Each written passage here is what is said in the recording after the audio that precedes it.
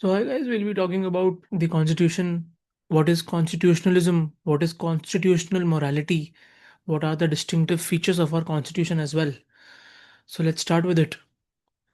These are certain PYQs in respect to the certain principles of the Constitution of India. Right? ये तो मैं notes आपको website पे share कर ही दूंगा. प्लस कॉन्स्टिट्यूशन क्या है?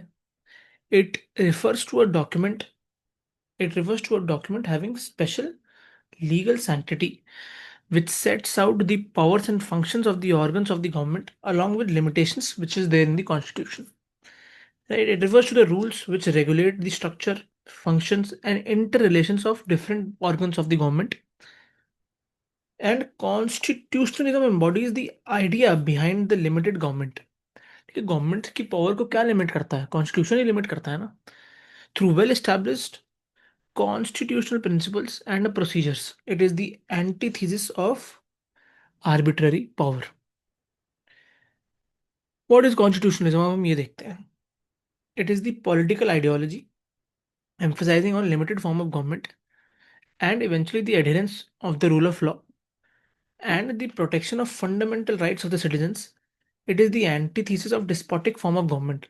देखिए, हमने जितनी भी अभी तक क्लासेस करी हैं, हमने ये कोशिश करी है किस तरीके से एनार्की कम हो, ठीक है, और संवैधानिक तरीके से चीजें चलें. संवैधानिक तरीके से चीजें कैसे चलेंगी?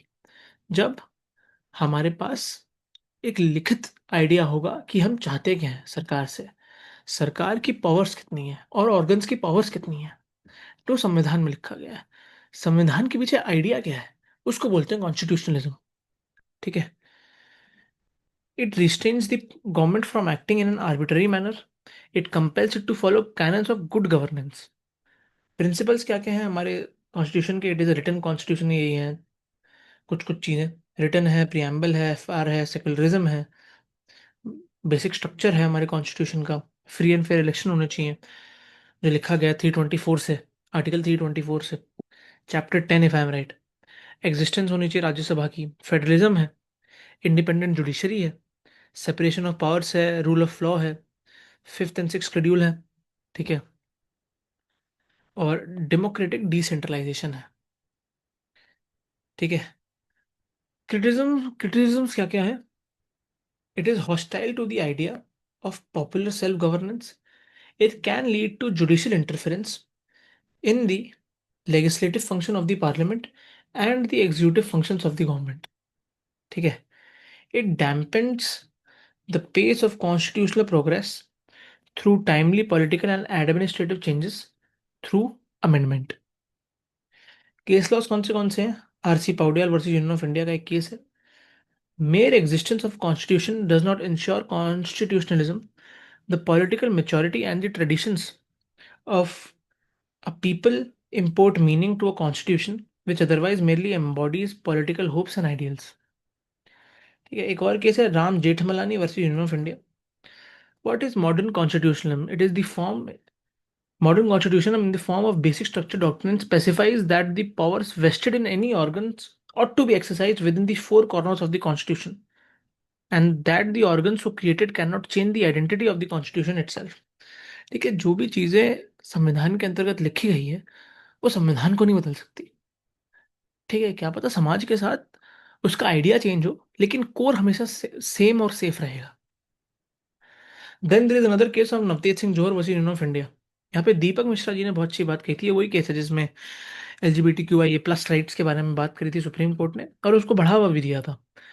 इसमें क्या कहा? Constitutionalism is a modern embodiment of timeless Indian idea of Rajdharma which integrates religion, duty, responsibility and law. Very important for an opening of an answer as well. ठीक है. हमारे कॉन्स्टिट्यूशन के सेलिएंट फीचर्स क्या क्या है मैं आपको ये बताता हूँ. ठीक है. It is the lengthiest constitution based on the government of India act 1935 जो मैंने आपको पिछली क्लास में पढ़ाया भी है. ठीक है. टाइप क्या है? रिटर्न है. पहले 395 थे, 22 पार्ट से और 8 शेड्यूल से. It now has 448. अब रिसेंट अमेंडमेंट के बाद कितने होंगे मैं आपको अपडेट कर दूंगा अगली क्लास में. 25 parts and 12 schedules. It is rigid और flexible. It is mix of rigid and flexible features amendment procedures. A balance is sought to be achieved between the flexible procedure of UK and rigid procedure of the US. ठीक है. दोनों चीजों को intermingle कर दिया है. Parliamentary form of government. The Constituent Assembly laid greater stress on the principle of responsibility than on stability of the executive. ठीक है, बैलेंस किस में है? Between parliamentary sovereignty and judicial supremacy, इन दोनों के बीच में। अडल्ट फ्रेंचाइजी आर्टिकल 326 में लिखा गया है। सेक्युलर स्टेट क्या है? पॉजिटिव और गांधीयन सेक्युलरिज्म की बात करिए यहाँ पर। Part 3 of fundamental rights which enshrine political rights of the individuals. Then directive principles which provide for several social and economic rights. Fundamental duties की बात करी है। सिटीजनशिप प्लस एक्सक्लूसिव राइट्स की बात करी है यहाँ पर हमारे कॉन्स्टिट्यूशन में। इंटीग्रेटेड जुडिशियल स्ट्रक्चर जो है एससी और एचसी के बारे में बात करी गई है जुडिशरी में। ठीक है, यूनियन एंड इट्स टेरिटरीज की पावर्स किस तरीके से एग्जीक्यूटिव फंक्शन करेगा, किस तरीके से सीएम की पावर्स ज्वेल होंगी, उसके बारे में बात करी गई है। पंचायती राज के बारे में बहुत इंपॉर्टेंट बात करी गई है, किस तरीके से होना है। फिर सुप्रीम कोर्ट के थ्रू बेसिक स्ट्रक्चर आया, उसके बारे में बात करी गई है। मतलब एक्सप्लिसिटली तो बात नहीं करी गई है, बट बात जरूर करी गई है कि क्या बेसिक स्ट्रक्चर है वो कॉन्स्टिट्यूशन के थ्रू डेवलप हुआ है। चलिए अब हम करते हैं प्रियम्बल के बारे में बात। उसके बाद करेंगे हम फेडरेशन के बारे में बात। ठीक है, देन कॉन्स्टिट्यूशनल कन्वेंशंस की बात करेंगे हम, फिर हमारा खत्म होगा। ठीक है, अगली क्लास में हम बात करेंगे किसके बारे में? प्रियम्बल के बारे में। आशा करता हूँ ये वीडियो आपको पसंद आया। Thank you.